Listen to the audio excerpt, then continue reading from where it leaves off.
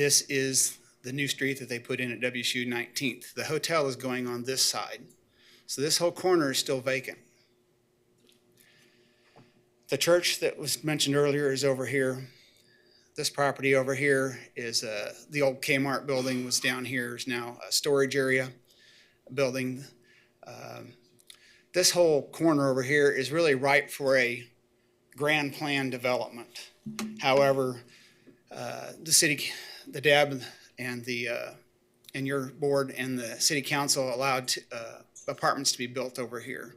So that takes away from developing this whole corner in a cohesive manner. That's what we argued for before the DAB and before you when that came up about a year and a half ago.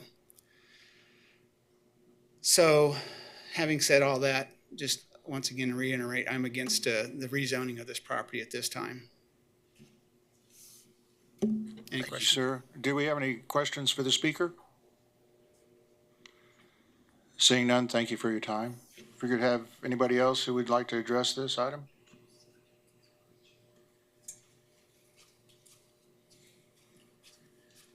Hi, Steve Falke, number 3, Crestview Lakes. This is my home here. I am also the president of the Crestview Lakes Homeowners Association, and yes, a majority of our residents are against any rezoning in our 16 lots. We want to keep it all residential. The challenge is this is completely out of not only our control, but I think largely the city's control. When you have an SF5 zoning with a university overlay really should say carte blanche, and they can do whatever they want. We are trying to take a stand here for the value, as Art said, of open space, green space, property that in the future will be able to maintain its value as a residential location. And we would just ask that you would deny this rezoning. Any questions? Thank you, Mr. Balking. Any questions? Yes, Mr. Foster. Has your association been advised about protest petition? Yeah, we've done protest petitions in the past. We're in the process of doing them now. Okay. For all of this zoning. Any other questions? Seeing none, thank you. Thank you. Anybody else that would like to address this item?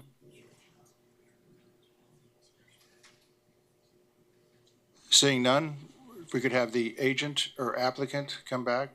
You have 2 minutes for rebuttal. Again, Russ Avey, agent for the applicant. Just to address some of the civil matters that were mentioned as far as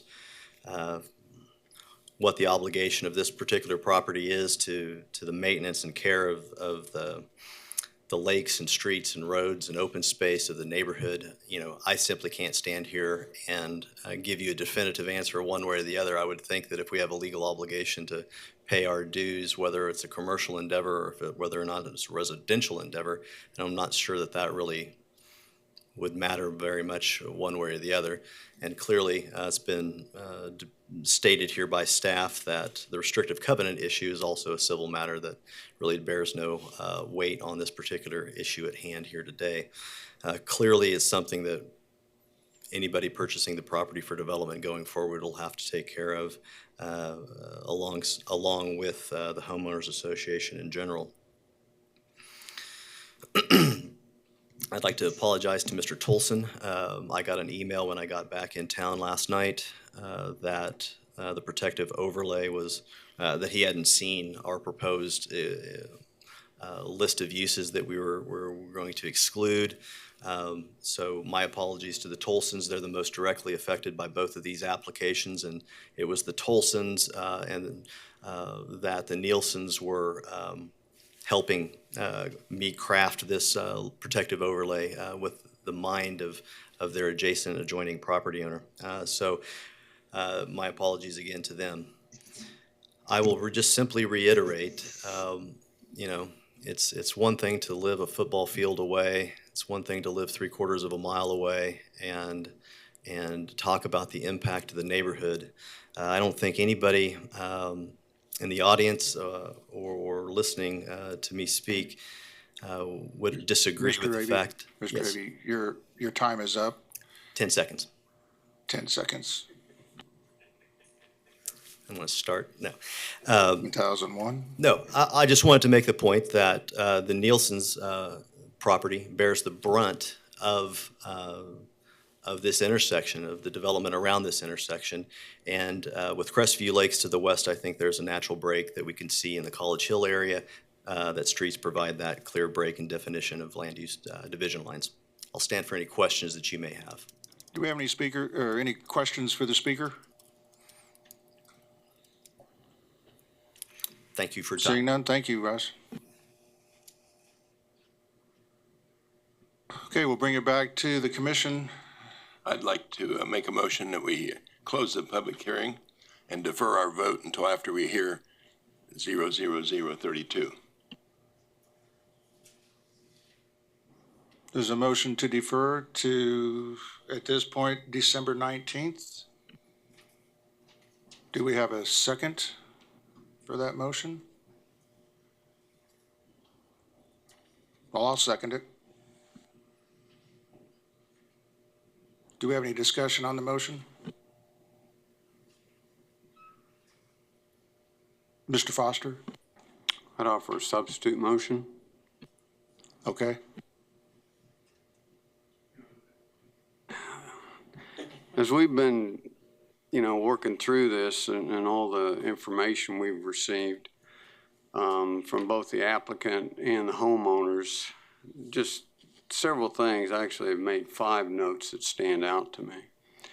Number one is the importance of platting in terms of its impact on establishing the character of community going forward. And you can see how long that plat has stood and the impact it's made on the community here. The other is, from that plat, there are 2 things that stand out. One is this property is directly tied to the drainage issue and the lake that it ties to. Something else, just the layout itself. You have those lots that are tied up there along Oliver. This one doesn't relate to those whatsoever. It relates specifically to the character of the lakes and specifically to the single-family development. So both drainage and land use wise, I think that would indicate continued character of the single family. 4th item would be relationship to the neighborhood plan. Obviously staff worked hard with the homeowners there to develop a good plan. We should respect that plan. And this application does not meet that plan. Final thought is, highest and best use is not always commercial. In this case, the best use is single family, so I would make a motion to disapprove the application. Was that Mr. McKay that second? Okay, yeah, Mr. Foster with the substitute motion says to deny completely and keep it as F5, and Mr. McKay second. Mr. Dool, do you have a comment? Bob, you'll need to push your button so we can hear you. Yeah, Mr. Johnson, I was curious as to what you thought we would gain by deferring this until we hear the other case. Well, I guess if we heard the other case and we denied it, it'd be easy to deny this one also. And I'm just looking at the possibilities that exist. I have no problem with the substitute motion. Okay, Mr. Foster? I do see these as distinct cases. When you study that plat and the testimony about the intersection and things, I think they're distinct cases. All right, any other comments, discussions? Seeing none, we'll go ahead and bring up the substitute motion to deny and to keep the zoning at SF5. All those in favor of the motion signify by saying aye. Aye. All those opposed, say no. Motion carries, substitute motion carries, so the zoning will remain SF5.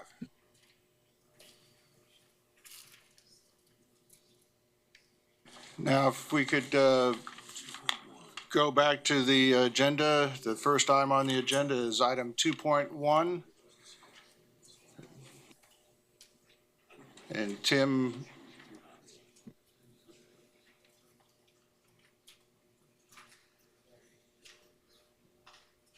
oh, Well, you can do it.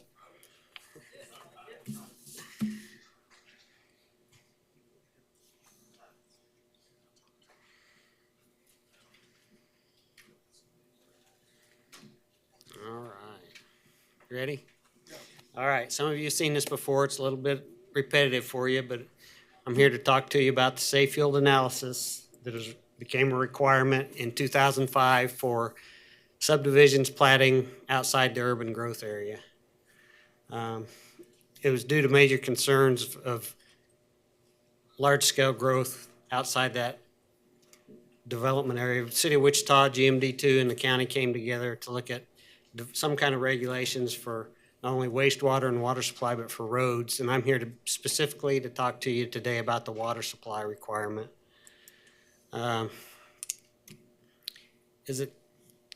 looking at from comments we've received from the development community. Is it adequate? Is there a better option, or does it just need to be revised or removed? Safe field analysis in general is a way to determine if there's an adequate water supply that it's not going to impair existing water rights or any water rights. And it was originally developed to look at public water supply and large-scale irrigators, so farmers. It basically looks at a 2-mile ring around that point of diversion. It's a geologic done by a geohydrologist. It's basically a computer model to determine whether there's sufficient groundwater there to supply their needs and sufficient recharge and not impinge or deplete that groundwater area and not impinge on any other water rights within that 2-mile ring. Due to the concern with the development, it was decided to do this with the rural developments plats being developed. It's had to be modified somewhat because it doesn't really apply to a domestic residential well. Domestic wells have never been under any kind of a water right requirement because in the past you had a few farmers and a few rural area residents that lived on water wells, so there's no fear that they're going to deplete a groundwater source. Since the inception of this requirement, things have started to crop up that you look at the 3 options on the board, that the time it takes to get it done, limited options for getting the analysis done. Currently, there's 2 entities that will produce reports. One's a private entity, one's the groundwater management district. If you're in their district, they will produce a report. The development community also is looking at the cost of the report and what does the report really mean. When you apply it to those large-scale users, it means quite a bit. When you're looking at applying it to domestic water well users, it takes in that particular plat, but it doesn't consider any other domestic wells within that 2-mile ring. So if you're looking at a 20-lot plat, it's going to look at 20 domestic wells in that plat. It's not going to look at if there's another 100 domestic wells within that 2-mile ring. It's not going to consider those. So, the time it takes to get the report back was one of the complaints, and that's kind of, like we said, a double-edged sword because it's typically the last thing they do before they get their plat final. They don't think about it. The cost of the report is in that range of $1,500 to $2,000. Developers feel that this is an additional burden on them that they don't need to do. And over time, we've started looking at the report more in depth and seeing what it really tells us. And what we determined is it doesn't tell us a lot. It tells us whether there's enough water in that 2-mile ring, but it doesn't specify whether that water available is under that specific site. So you may have sufficient water available in that 2-mile ring, but under that particular site, you may not have sufficient water, but we don't know that. And examples of that are Hedge Creek Estates and Redmond Estates.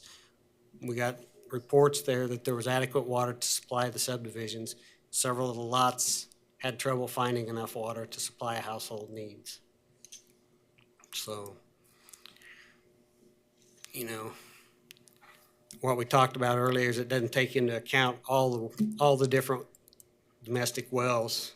So in this picture, you're looking at 3 different subdivisions overlapping each other with 2-mile rings. However, when that report was done, they only applied that 2-mile ring to that particular subdivision. So one subdivision had 37 lots, another one had 32 lots, but they only looked at that particular 32 lots. Within that area, it's estimated that there's 177 domestic wells, and it didn't look at all 177 of those. And trying to compare what we think a rural resident uses, we did some calculations, and you know, if you're looking at 450 gallons a day per residence, which is typically a 3-bedroom residence, and you do all the calculations, they use approximately 89.21 acre feet per year, which is about, for a center pivot, 130 acre feet per year is about average. So we're not approaching that tipping point where we're impinging on a potential irrigator who may want to come in and get a water right.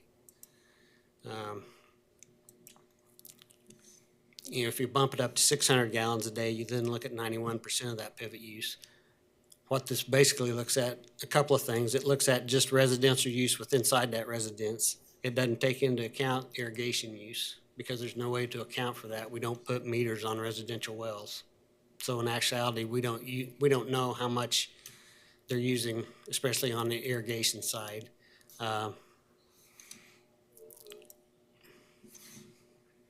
You know, what we see is in our current form, we're not getting any real-time data to help us out that's going to ensure a buyer of a lot that he's going to get sufficient water to run his household. So do we want to, you know, options to pursue, or what we're talking about is doing some type of more in-depth safe yield. We don't know that that's adequate or not either. You know, you can coordinate and get some more studies done, whether it's KU School of Medicine, who's just done some domestic well testing and stuff, or require wells to be placed, test wells to be done on lots, and if placed correctly, could be sold lots, or do we eliminate this requirement altogether?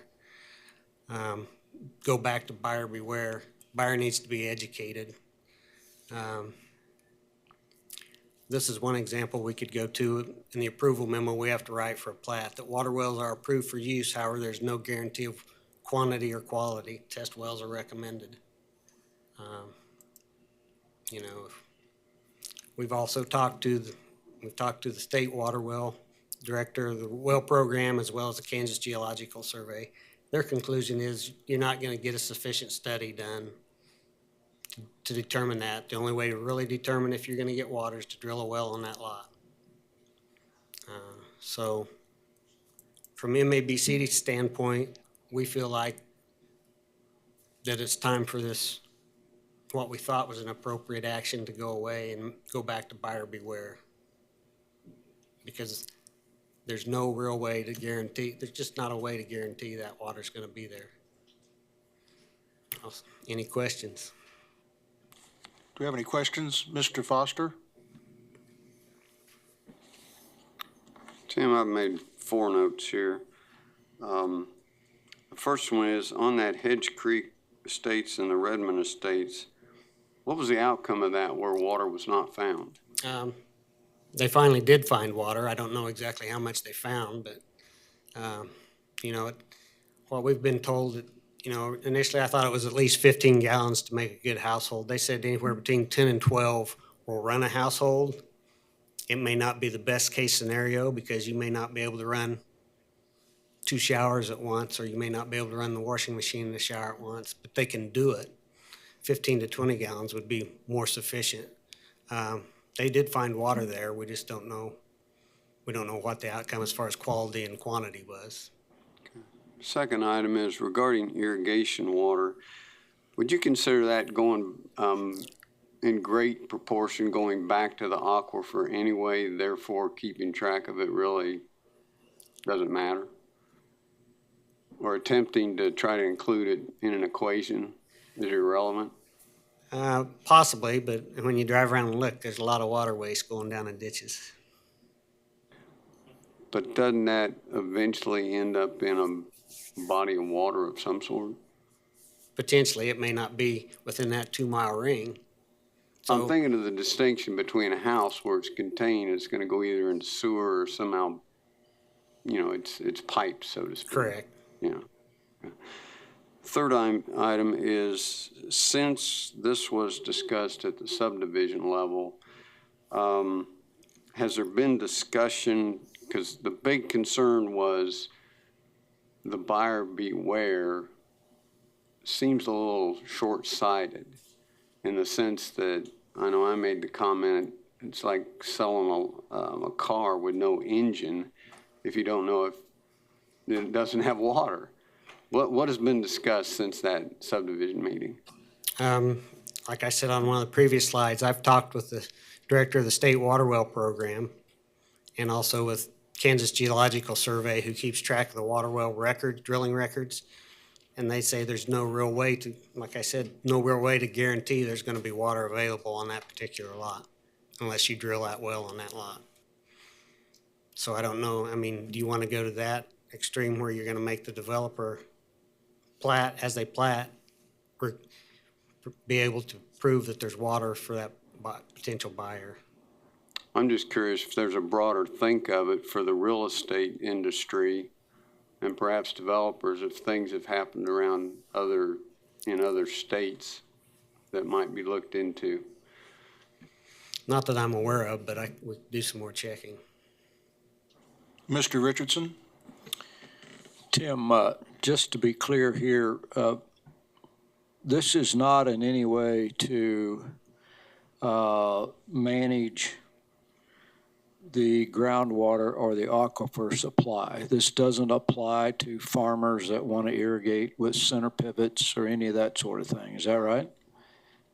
Our particular regulation does not. The Yeah. safe yield analysis does by state requirement, But but ours does not. Ours is just looking at domestic wells only. and does it in some way affect the farmer's ability to be able to use that water? These are mutually exclusive, are they not? That's correct. We don't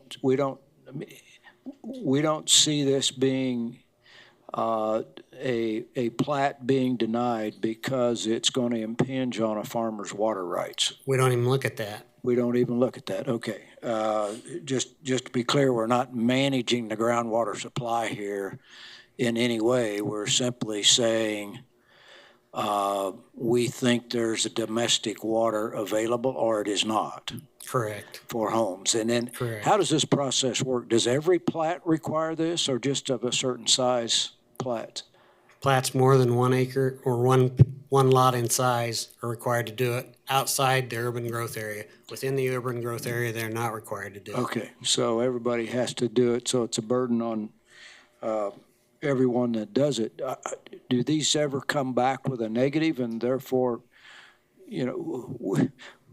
at what point does this apply to the platting process? We've never heard this in the subdivision committee in the 5 years that I've been on it. Correct. Does a subdivision ever not get approved because there's not a safe yield analysis that says there's water there? Has not yet. So the question is, why do we do these if all the plats get approved? Can you build a scenario which says this plat's not going to be approved because there was not someplace in that 2 mile ring we're going to find water, right? I mean, Possible. I don't know. It's possible that if there's an appropriate area that's over appropriated and they find out that's a possibility. so every safe yield analysis so far has come back and said, yeah, there's water there. Correct. And every geohydrologist that's done one says it's a waste of time for domestic use. Okay, so as a practical matter, we've never had a plat not approved because we had a negative safe yield analysis. Correct. Okay. All right, so again, we're simply looking at individual lot use. We're not managing the aquifer here. We're simply saying we think somewhere within 2 miles there may be water. Good luck finding it. Back to the next issue, which is, it's going to be really hard, it seems to me, to put, you can put this on the plat that says you need a test well. You can put it in the title work. Unfortunately, folks who buy these things never read the title work as long as the loan officer says it's okay. Do you have a suggestion any other ideas as to how we do something besides simply throw our hands up in the air and say, buyer beware? I currently don't. I don't have a better suggestion. I don't think there's no better scientific evidence out there to do something. There may be, but it may cost tens of thousands of dollars rather than a few $1,000s. I have one other question, which would be really for staff, is that, are we under we being the city, the county, under some obligation to provide information to plats that have gone through that says, yes, this can be developed in because there's water and sewer available? I mean, it's almost like saying, is electricity available? Do you want to say something first, Dale? Well, I was only going to say that from memory, and John or some of the other people have been around as long as I have may remember, but I think this was sometime in the 90s, that particularly southeast, we had a developer or two that I haven't heard about for a long time that was selling rural lots, and they had no water. And so it was brought to the commission's attention that how in the world can you be approving lots, like you said, where there's no water, we can't do anything. And so that's how this policy was developed. We've been going from there. The only thing I would add, and I assume Tim has thought about this, and it probably would cost a ton of money, is instead of just doing the within 2 miles, if you had a requirement that they had to drill on a lot in the plat and see whether water's there or not, or every 10 lots or whatever, but that's just a thought. But Dave has more information about whether there's any legal requirement for us to do that. I'm Who would putting be my. responsible? Yeah, go ahead. Who would be responsible to drill that, the developer or the lot owner? Well, I would assume it would be the developer, but that's up to the commission to develop the policy. And what I have to share with you covers that issue on point. Got two things to talk. One, there is actually a case that came out of Butler County back in, I think, the 70s, called Dings versus Butler County. The summary there was an 80-acre piece of property that the Mr. Dings was attempting to plat into a series of lots. The case would tell me how many lots. I don't remember it off the top of my head, but it was 20, 25 lots. The county ultimately denied the plat because he refused to even find out whether there was water available. He had neighbors that had existing homes that had water issues with their own homes, and they said there's no way they'll provide water, and rural water was not available at that location at that time. The plat was denied. Mr. Dings sued. It ended up going all the way, as I recall, to the Supreme Court. And the conclusion was, from that court case, was directed to the county. Yes, you have the authority and the ability under law to deny the plat if you're not able to prove that there's adequate water to support the lots. And they went the next step, and the court said basically to the county, vis-a-vis through the planning commission, you have an obligation to determine you have adequacy of water, and it's almost, if you will, wrong for you to not take that into account. So there's a court case out of the Supreme Court of Kansas that really kind of charges local communities to at least evaluate the availability of water when you're in rural areas where you don't have a public water supply available. Now, what Tim is saying is that the safe yield analysis really doesn't do the job, and that kind of went to Lauren's question, or Mr. Richards' question earlier on. Second thing, we did do it at one point through the process of platting in Butler County when I was on staff there. We were required, with a plat, a submittal of a quantity and quality analysis for water. And there was a testing of wells, and we used, I think, one every 5 lots, maybe 10 lots, I don't recall. And we actually had some people that did that. And it was required to not only determine that there was adequate quantity, which essentially was a drawdown and a recharge timing test to determine how rapidly you could get water to recharge back into the well. But we also required a quality analysis because we knew very well that we had some water.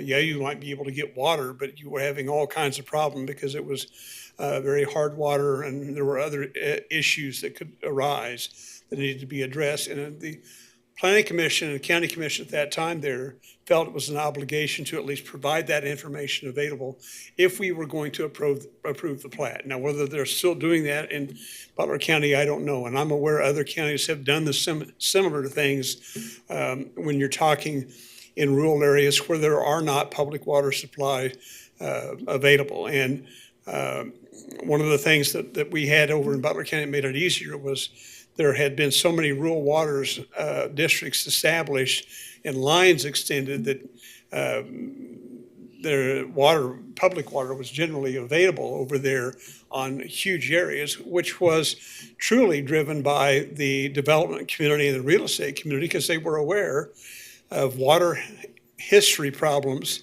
that made it difficult to sell rural property. So I share that with you only from the standpoint of saying that I think the law, the statutes basically say the obligation is there needs to be an analysis done. I don't have available today an answer. Secondly, would be probably a discussion that ought to be held of other methodologies that would at least beginning to address water issues on the area that's being proposed to be platted. And worst case scenario, if we didn't do that and we went to truly, and I'm not beating on Tim, but it was a true buyer beware issue. And we have like another issue coming where you got somebody with lots that expended money and there's no water available. And does it leave the county open to subsequent lawsuit of neglect because we approved the lots in the first place when didn't even know there was water there. So I just share that with you. Got another. Mr. McKay? Dale, I remember it's been a while back in the northeast part. It's all being developed now because it's in the city. But we turned down a plat. There's 5 houses on like 40 acres a lot, 40 acres, and they could not provide water either for fire protection or for sewage or any of that because the ground would not perk or anything. And we denied that plat. Now, I don't know if that has any bearing on what this is. I can't understand what this is all about. I mean, I'm serious. As best I'm I kind of a understand. rookie at this, but I'm still saying that I don't quite understand because the reference was used to a 30-some unit subdivision. That's a whole lot different than 1 or 2 houses out in the deal. And if you got a 2-mile ring, who's going to pay to get, if you find a well a mile away, who's going to pay to get that over to you for your subdivision? And I think the marketplace, the one you're referring to down southeast, the marketplace took care of that situation. I think what Tim is saying is that in order to satisfy the requirement of the safe yield analysis, instead of requiring a well to be drilled on the plat, they can use the existing wells in the area, and if the existing wells show that there is water available, then the assumption is there's water available for the plat, the proposed plat, and that meets the requirement. Is that accurate, Tim? Close. I mean, the safe yield analysis is a little convoluted. It's basically a model where they look at the geologic hydrology and everything under there and determine what the recharge rate is on that piece of property versus what the potential withdrawal is. What they don't take into account is as you develop that property, the recharge rate goes down because now you've developed hard surfaces and most of it's going to run off. And so what his point is, the way we're doing it now doesn't really guarantee anybody that they actually are going to have water on a specific lot. And he's just bringing it up as, do we need to get rid of this and stop requiring that because of the time lag and the expense? Or does the commission feel like that we need to look at a different policy and do more work on a more specific policy? Well, has this become a problem, or is this just something that we think might happen? I don't know that it's so much a problem, more than it's just a waste. It's not telling us anything. It's a report that's being generated for several $1,000s. It doesn't tell us anything, really. Mr. Dool and then Mr. Blick. Hey, Bob, could you push the little red button there? The assumption is, I don't think the assumption is valid because there's water within a mile from you, that there's going to be any water underneath you. I mean, we all know those aquifers don't flow in an even depth. So I think this whole thing is ludicrous. Well, it is originally applied to big irrigators and public water supplies where their drawdown is a lot larger area. That's why the 2 mile ring, because they've got a large drawdown versus a domestic well that has very little drawdown. Mr. Blick?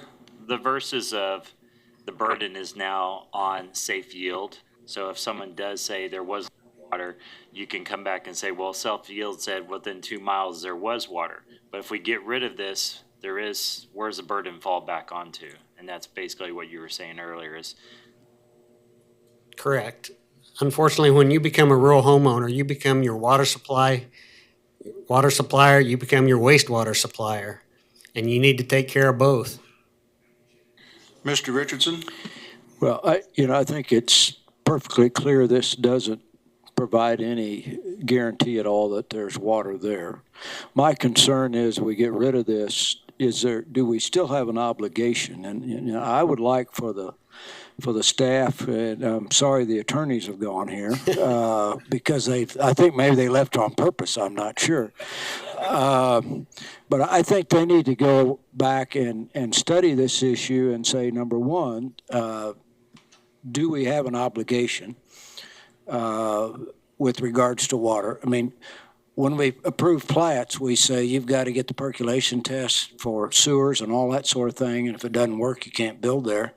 Seems to me like there needs to be something said about water. So I think this doesn't work, but I'd be reluctant to do that. So, I would move that we instruct the staff and the legal staff to, number one, look at, do we have a requirement as the county to provide some comfort as to, and comfort's not a legal word over here, but some guarantees or some analysis with regards to water supply. And secondly, if the answer to that's yes, what would their suggestions be as to how we do that? And I would make that in the form of a motion if that's what we're looking for. Is that what we're looking for? I'll second. Mr. Richardson made the motion and everybody seconded it. Put that in your minutes. Therefore, no vote is required. No, Mr. Richardson, I think that makes a lot of sense. We obviously need to find out the answer to both of those and before we can move forward in any kind of fashion. So with that being said, yes, Mr. Foster, do you have a comment on the motion? I would like to actually add to that. I think it'd be important for us to hear from the real estate industry, any comments that staff could track down.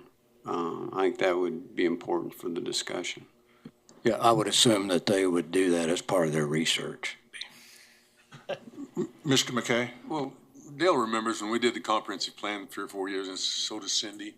We covered this at length because this wasn't the problem. It was the rural water districts encroaching in on what we were doing. So you're going to have the same situation going the other direction. So, what effect is the rural water district's gonna have on this? That's just part of the criteria. And it may be, like Dave said, we may just have to require, you gotta show us that you've got water available.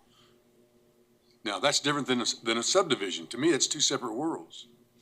If you have more than like 3 or 4 houses in one deal, that's a different thing than having 5 to 10 houses, or even going to 30 houses out in the county. There must be, some way down the line, the marketplace will take care of it, but somebody might get burned before the marketplace takes care of it. That's the biggest problem.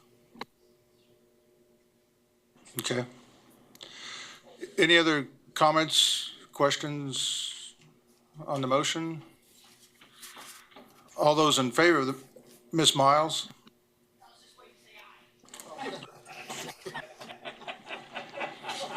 All those in favor of the motion signify by saying aye. Aye. All those opposed, nay. Motion carries unanimously. That's the end of our meeting. Thank you.